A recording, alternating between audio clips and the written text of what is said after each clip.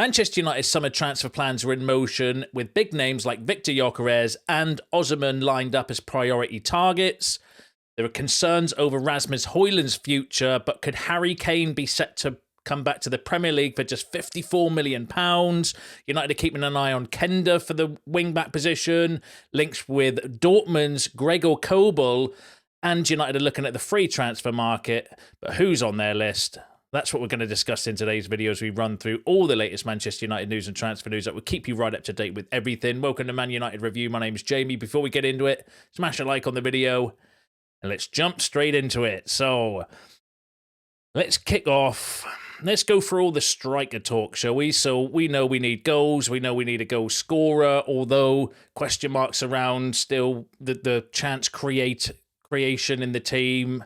But I do think a better striker with better movement and a more kind of senior figure up there would maybe command the ball a lot more from the players. So let's run through everything there. So Manchester United are planning to make a move for Viktor Gyokeres again in the summer transfer window. Sporting will lower the asking price for striker Gyokeres in the summer transfer window to £60 million. So it's another kind of, not come from the most credible source, but they're a decent source. But it's another one suggesting that his release clause, apparently he's got a gentleman's agreement with Sporting whereby he, because he stayed last summer, they're willing to do a deal at around £60 million for him in the summer. And then obviously, you know, the media are kind of putting two and two together with the Amorim links and Viktor Gyokeres. That's where we're getting all these kind of stories from. He is definitely, I think, a striker of interest. We were linked with him even before Amorim came in anyway, because he is at the moment one of the most lethal strikers in European football at the minute. You know, so stands to reason that he would be on the list potentially that we're looking for. But again, whether we would get him or not, I think would depend on Champions League. Do you mean if Amorim's pull is bigger than Champions League football for him, that would give us a bit of an advantage, I feel. But we need to keep an eye on it. It's not going to be the last time we're going to be linked with Viktor Gyokeres, that's for sure, over the next few weeks and months until obviously the summer transfer window opens, and then we'll maybe have a bit more of an idea. But I do think he's a player of interest. He's definitely on the list, but whether we would get him or not, because there's going to be a lot of competition for him, especially for that sort of price. And then I suppose it'll be down to him. Would Champions League football be better for him if we're not in the Champions League? Obviously, our only way to get in the Champions League now is to win the Europa League, but will his relationship with Amorim be a deciding factor in it as well? But I'll keep an eye on it for you. Let me know what you think about Gyokeres in the comments. Now, that's not the only story linking him with United, though. So Sporting understood to be willing to let Viktor Gyokeres go for close to £60 million in the summer transfer window. A January move for Gyokeres was considered by United, but Sporting were reluctant to sell mid-season, and it would have taken a bid of £83 million, which is his release clause. That came from Peter Hall. Again, a decent source, but not the most kind of credible, but kind of confirming the story there. That by all accounts, he's willing to, or his price for the summer will be around £60 million. Considered it in the January, but we didn't have that. We've not got any money, or we didn't have any money in January. Plus, I think Amorim had a gentleman's agreement with Sporting to not buy any of their players in January as well. But again, he's definitely a player of interest. Let me know what you think, though, about Gyokeres in the comments. Now, Ruben Amorim's pinpointed Viktor Gyokeres and Victor Osimhen as his top striker targets for Manchester United this summer.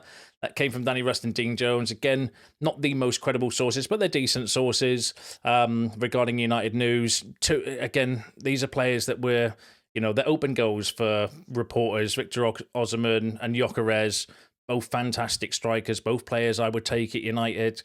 I suppose the interesting question is, who would you take out of the two? If you could only get one out of Gyokeres and Osimhen, who you picking? Let me know in the comments. Let's have a battle down there around who you kind of think, or who you would be picking. I would take either, to be fair. Like, I know that's sitting on the fence a little bit, but there's pros and cons for both. I like Gyokeres.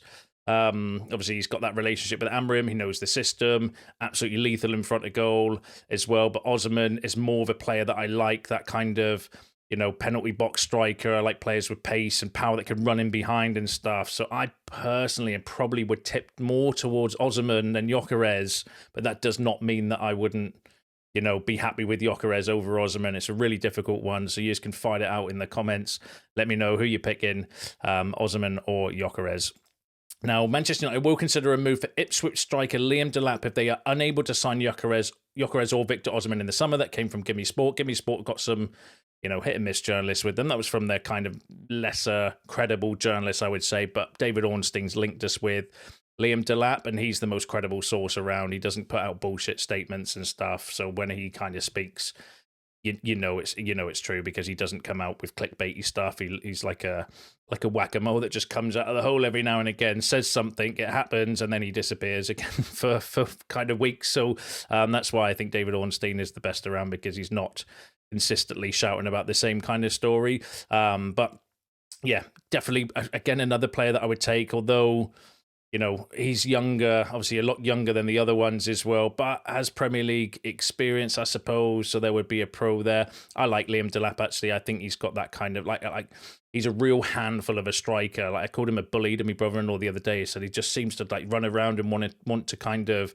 put himself around. He's got that kind of work rate, that physicality up front as well, loads of development in him as well, so I wouldn't necessarily be sad about that either. Although I would want somebody a little bit more proven, like Gyokeres and Osimhen, but that's probably just, being a little bit kind of snobby. I would also take Delap, being perfectly truthful with you. But then, to be fair, I'd be happy if we brought back Bellion to play up front at the moment, because our forwards are that inept. So there we go. But let me know what you think about that in the comments. Now, another striker that we've been linked with is Harry Kane. So the release clause in the contract of Harry Kane will decrease from £67 million to £54 million over the next year. So really what's kind of happening here is that it's been revealed that apparently Harry Kane has a £67 million release clause in his contract, which was available in January. It stands to reason that that may be available in the summer, although it's not clear in the reports. But next January, so in, practically 12 months' time, or in January 26, his release clause drops down to £54 million. There's been loads of reports about, Sir Jim would love to bring him into United, and obviously now that's been realised, you're going to get links because we need a striker. We were obviously in for Kane before we got Hojlund, and he is a fantastic player. He's one of the best strikers in the world, scoring goals for absolute fun. Could come back to the Premier League, and he probably, if he did with a couple of seasons at a decent team, probably overtake Alan Shearer to become the greatest goal scorer in Premier League history. So absolutely, fantastic player. It's just, does that not go against what Sir Jim criticised the club for doing with Casemiro, spending big money on players over the age of 30 that have no kind of sell-on value and giving them big contracts? Like, I that's my kind of fear with Harry Kane, is that because of his kind of age, he's at that kind of later stage of his career, and it just feels a little bit like I think he's better, but it's a little bit Ibrahimovic, Cavani-ish, Ronaldo. Do you know what I mean? When we're getting these kind of older, expensive strikers in on big money that have no value to the club, I kind of think Harry Kane fits within that now, as fantastic as he is, and I wouldn't cry if we signed him, but I just kind of think the club are going in a different direction, would be my thoughts and feelings on that. But that's just my personal opinion. You can share yours in the comments, so let me know if you agree or if you disagree. Graham Bailey also said a similar thing, though, that Manchester United could yet offer Harry Kane return to Premier League. Kane has a release clause in his contract, which was worth £65 million in January, and it's set to reduce to £54 million at the same time next year. So Jim Ratcliffe would love for Manchester United to sign Harry Kane, but I'm not so sure he would, being honest, going off of the Casemiro deal and the fact that that was one of the criticisms when he didn't even buy the club or buy his kind of shares or take over the club. Just when he was initially kind of thinking about it, he was around Carrington. Apparently, he kind of criticised, John Murtough and Richard Arnold and stuff there for signing Casemiro, and it would feel a little bit like that for me, personally. But like I said earlier, I wouldn't cry if we signed Harry Kane, but it wouldn't necessarily. It would be a big outlay, big risk, big expense for the club to kind of do, and I'm not sure if that's the way we want to, if we just need that as our kind of golden ticket at the moment. But again, let me know in the comments what you kind of think of that. Now, all of this would be because obviously our strikers are not in form at the moment, and again, I don't necessarily think it's all on the strikers. I think it's it's a legacy issue at United that we simply don't create enough chances. But our forwards, specifically Hojlund, needs to be doing better. Like, my criticism of Hojlund at the moment is not necessarily his goal contributions, because he doesn't get chances. He doesn't get any touches in the box. He doesn't get any kind of, it's not like he's missing chance after chance, and then you can say, well, he's pretty rubbish in front of goal because he's putting everything over the bar all the time, or he's putting it wide all the time, but he's not even getting that opportunity to miss chances. But he just doesn't simply get the ball. And I do think it's a couple of things. I do think his players not finding him, but his movement's pretty bad in the box as well. I was watching him specifically with my brother-in-law on Friday against Leicester, and there were times where he's behind the defender can't see him, so he's in space, and he was following the defender's run to the front post when he could have stood still or took a couple of steps backwards, and he'd be completely free and unmarked at the back post, but he's still kind of got it in his head that he wants to run towards the front post. And I just kept saying, look, just stand on the penalty spot and you'll probably get a chance. And that's exactly where Joshua Zirkzee got his goal from, just pretty much standing on the penalty spot. So I don't think he's helping himself. But my criticism of Hojlund at the moment is his general play is just absolute turd. Like, he's just really, really bad at the moment. Keeps giving the ball away, can't stay on his feet. Like, his general play is really, really bad. And he's regressed a lot from last season. So I wouldn't criticise Hojlund or any striker for United for not scoring goals. It's just your general play. Like, at least stand on your feet and pass the ball when you get it. His touch looks loose. He just looks totally devoid of any sort of confidence. And he is a young striker, so he's still got kind of development in him. But the big kind of question mark is there regarding kind of Hojlund. So we'll go through the news regarding that. So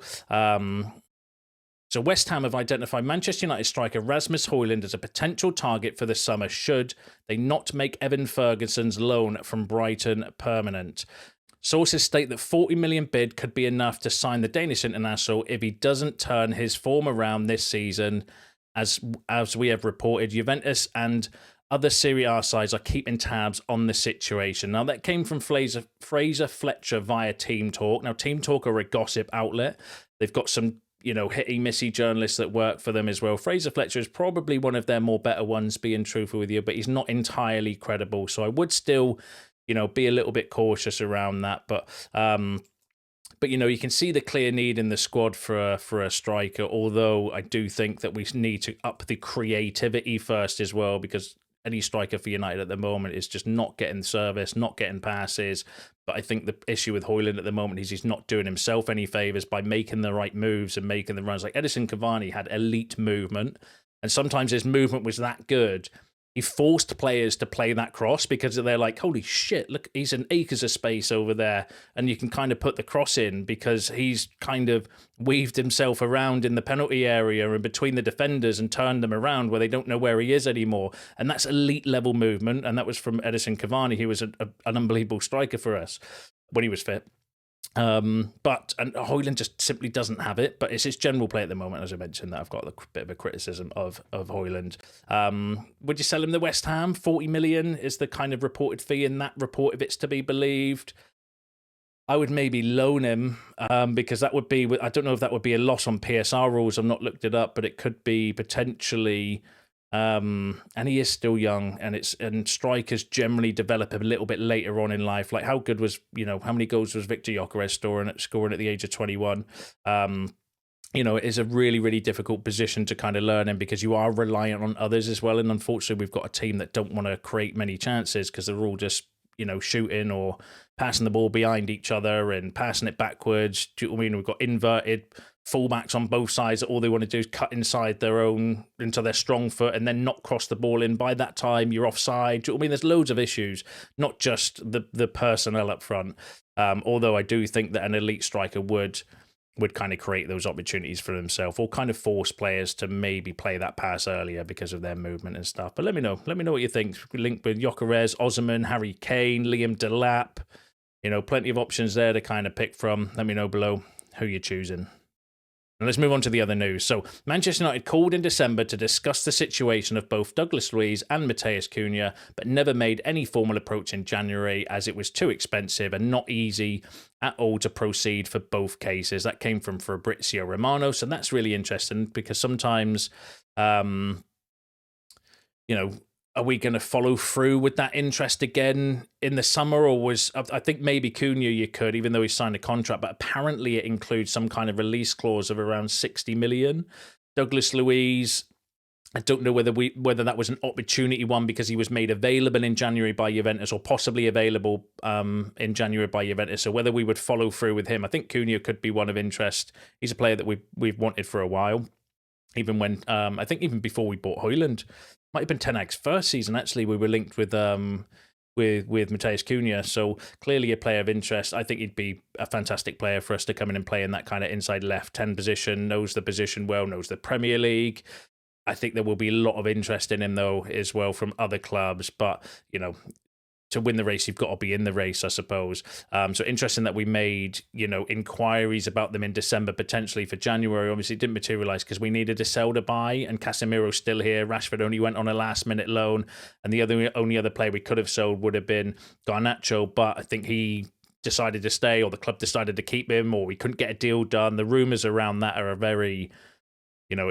there's loads of conflicting stories regarding the Garnacho situation, because there was ones the other day where Napoli's CEO or sporting director was saying they couldn't agree personal terms, which suggests that the club wanted to sell him, or that they'd maybe come up with a price. But either way, we didn't get the money in, so nothing really happened. I think if we'd maybe got rid of Casemiro, Luiz would have happened. I think that I could have seen that happen, but obviously Casemiro's still here, made his 10-second appearance off the bench the other day, so it's just annoying, isn't it? Really annoying, but it is what it is. But yeah, it'd be interesting to see whether we would kind of follow up that interest in January. I think for Cunha we could. Luiz would be an interesting one, but again, would he be a top target as a midfielder for the summer, when potentially there's going to be other options? And I've got links with a few other midfielders as well, which I'll come to in a second. Not so sure. Let me know what you think though in the comments. Manchester United are continuing to monitor the situation surrounding Kobel. His contract at Dortmund is valid until 2028. Now, that came from Patrick Berger, who's actually a really good German source of information, or German journalist as well, normally fairly decent, fairly credible. Kobel, the goalkeeper for Dortmund, for those who don't know, I would do that in a heartbeat. I think the goalkeeper situation at United has been a bit of a... Yeah, it's one of these, isn't it? Because either Bayindir might leave, Onana might leave. I think bringing in someone like Kobel to either way, whether you keep Bayindir or whether you keep Onana, to kind of give them competition or force them onto the bench and as a backup and stuff, I could rate. I do think a goalkeeper is a position that we need to look at again in the summer, depending on funds. And obviously we've got other areas of the squad as well, but getting someone like Kobel, I think, would be a good move. But let me know what you think about that in the comments. Now, another player we've been heavily linked with is Kenda, so further reinforcements is expected in the wing-back areas, with the club exploring a move for Giovanni Kenda. That came from Lloyd Whitwell, very credible source. Now, Duncan Castle also said the similar thing as well. Ruben Amorim is interested in Giovanni Kenda as he seeks a second new wing-back. Sporting's asking price is £50 million. Kenda has been offered to Europe's elite clubs in the summer. Duncan Castle's very credible when it comes to specifically like George Mendes clients, and I think Amorim's a George Mendes client, so there could be something in that as well. So I would kind of, and we've had Ornstein and, a lot of credibility, Portuguese outlets basically saying that it's a done deal and stuff. So he's definitely, I think, a player that I would put on the, not that we've already signed him or a done deal yet, but clear interest, definitely a player of interest, one to keep an eye on for this summer. We can't sign him now anyway because he's under 18, so he's only 17, so we'd have to have waited until the summer either way for him, but definitely one that I rate as well, and clear interest by credible sources. Manchester United and Manchester City are two clubs most interested in signing Atalanta midfield Ederson. That came from Matteo, who's been spot on recently. He's broke news stories before Romano and Ornstein, so he's somebody that I'm kind of paying attention to when his name kind of crops up as well, specifically regarding obviously Italian news.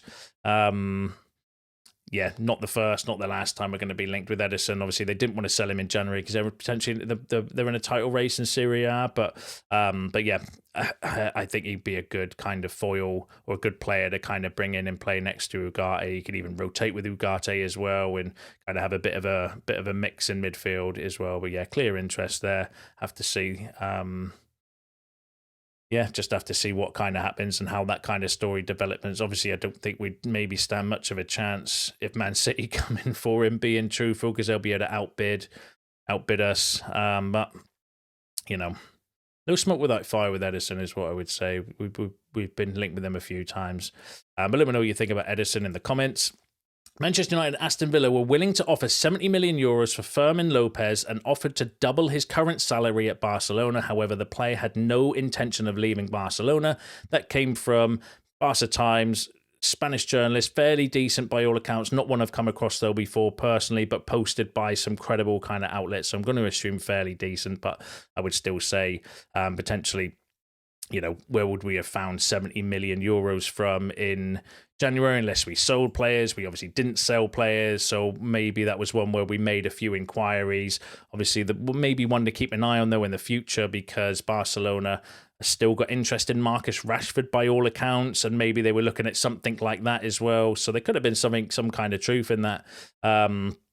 Potentially an opportunity sign-in, you know, swap deal with Rashford, something of that nature, or we buy him for 70, they buy Rashford for 40, do you know what I mean? So they make 30 million. Something of that nature possibly could have been being discussed, or potentially something like that we could look at maybe again in the summer, but we need to keep an eye on it.